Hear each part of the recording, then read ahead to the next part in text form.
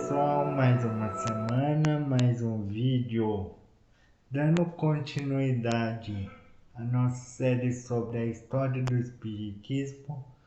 Hoje iremos falar um pouco sobre a trajetória biográfica de Allan Kardec. É bom eu dar um alerta para vocês, pessoal. No vídeo de hoje, para ficar mais dinâmico o conteúdo, eu vou fazer o seguinte: eu vou expor para vocês os primeiros 50 anos de vida dele, porque a partir dos 50 anos ele já começa o processo de aprofundamento dele com relação ao espiritismo e começa a assumir a tarefa dele como decodificador.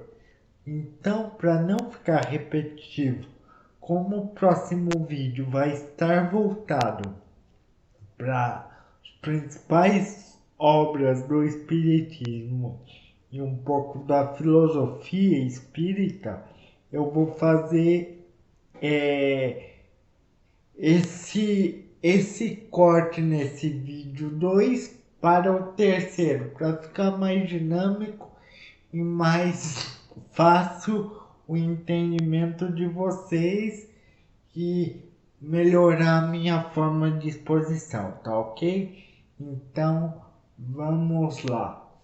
Quando a gente fala do Allan Kardec ou Hippolyte Léon Denis Rivaio, que esse é o nome de batismo dele, nós temos que ter em mente que, como eu disse no primeiro vídeo, ele também estava inserido nesse período de transformações de ideias e pensamentos, onde a linguagem científica já estava ganhando uma centralidade nas discussões intelectuais do século XIX. O professor Rivaio, vou chamá-lo assim, o professor Rivaio, ele nasce no dia 3 de outubro de 1804 e morre no ano de 1869, no dia 2 de abril. O professor Rivaio, a primeira formação dele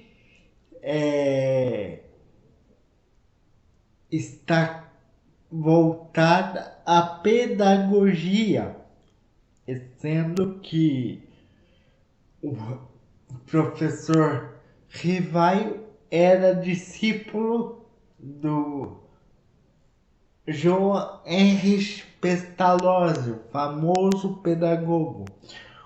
Como que o Pestalozzi ele influenciou na formação intelectual do Allan Kardec, no caso, né? Ainda não Allan Kardec, mas do Allan Kardec.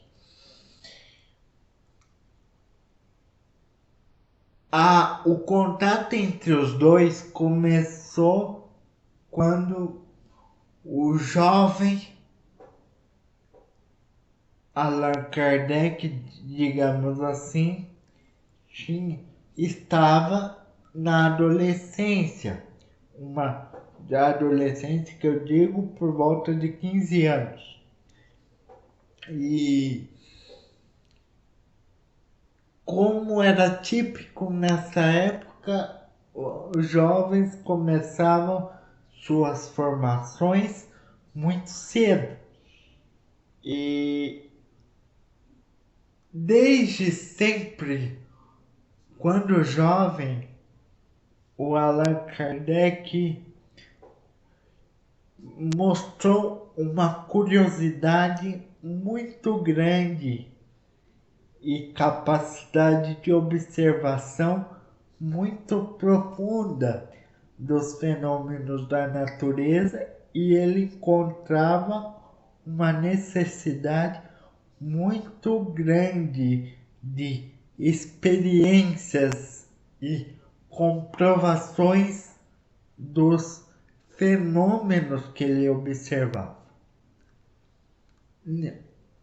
Nesse sentido, o Pestalozzi, como seu primeiro tutor e responsável pela sua primeira formação intelectual em sua juventude, desenvolveu nele uma perspectiva que a gente pode definir com 3 palavras: observe, analise e julgue. Esse princípio fez com que o professor Rivaio levasse essa máxima durante a vida inteira como professor.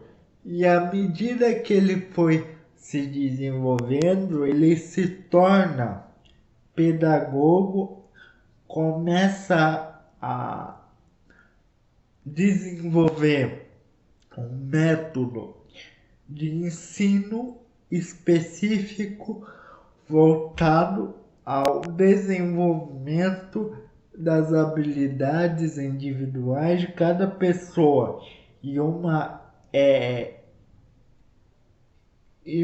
tentativa, digamos assim, de desenvolver uma forma de ensino que fosse capaz de explorar as qualidades individuais de cada pessoa.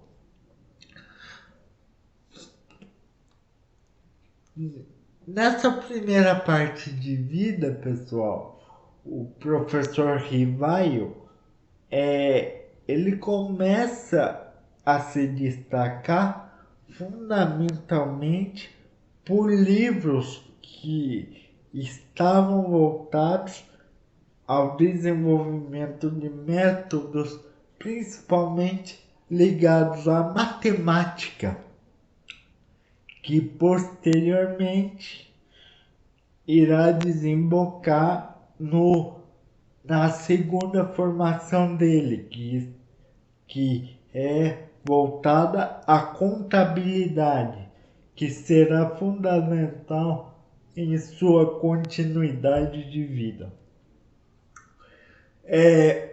Mas por que essa estrutura de pensamento dele, essa maneira de pensar, de como transmitir a informação é importante? Porque no próximo vídeo, pessoal, a gente vai ver que essa tentativa de organizar ideias de maneira com que a comunicação e os conceitos a serem transmitidos ficassem claros, vão ser fundamentais para a organização das obras da codificação espírita.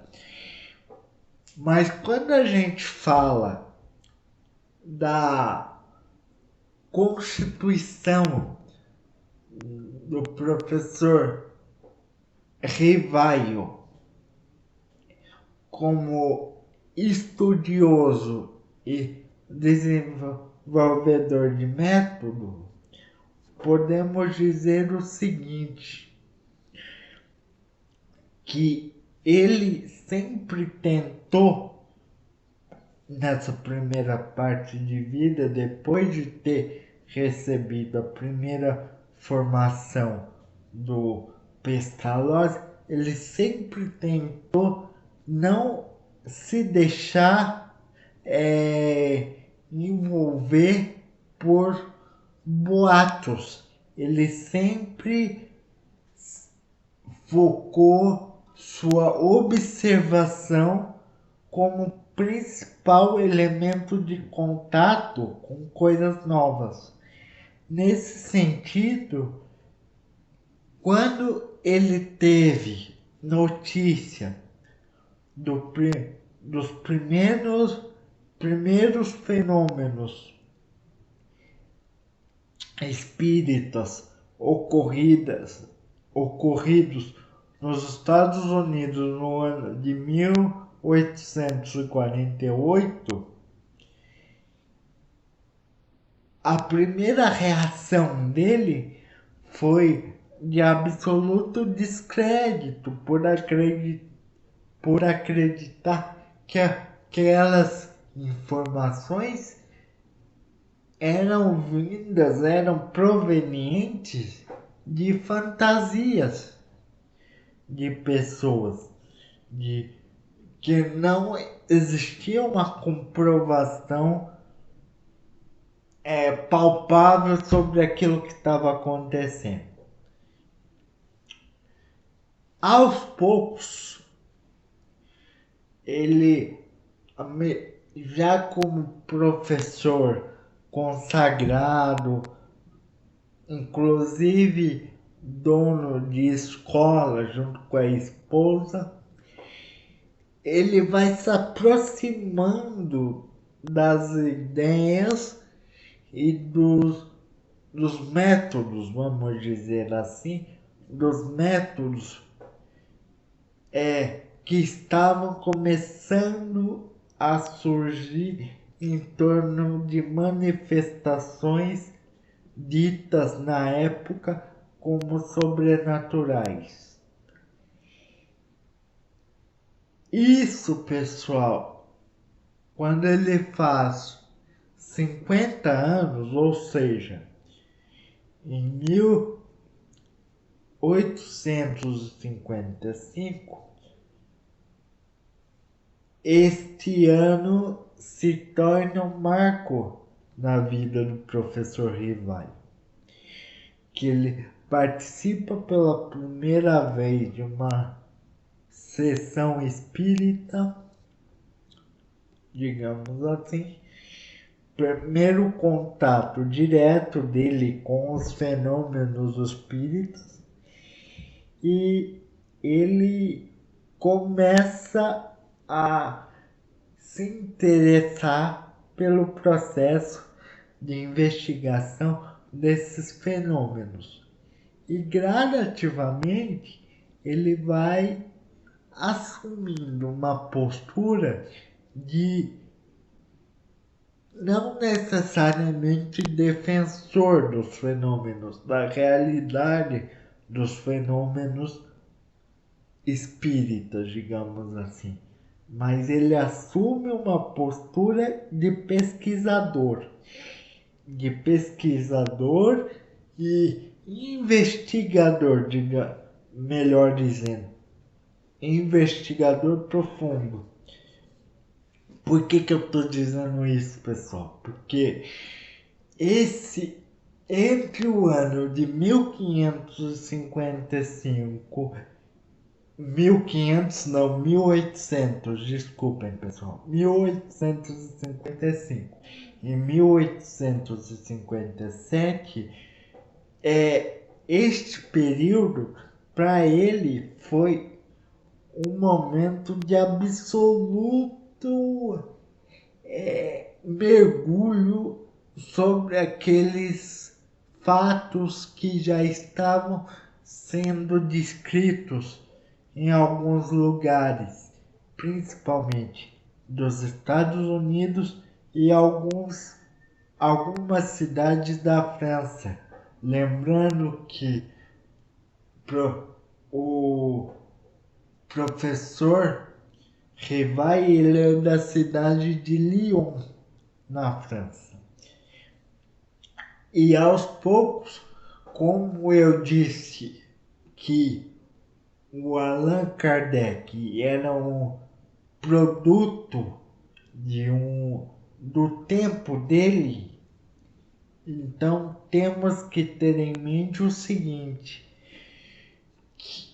ele sendo produto do tempo dele, o seu pensamento buscava o suporte teórico para as coisas. Ele não aceitava as coisas imediatas, só concordava com algo quando isto era absolutamente provado por experiência e por método.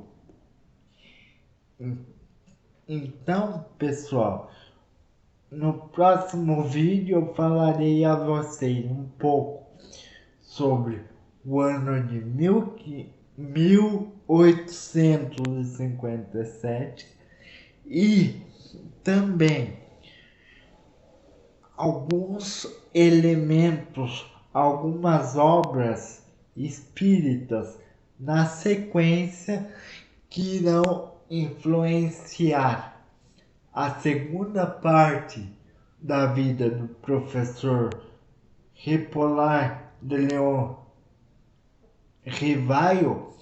E por que a troca de nome de Hippolyte para Allan Kardec? E qual os dois sentidos prováveis?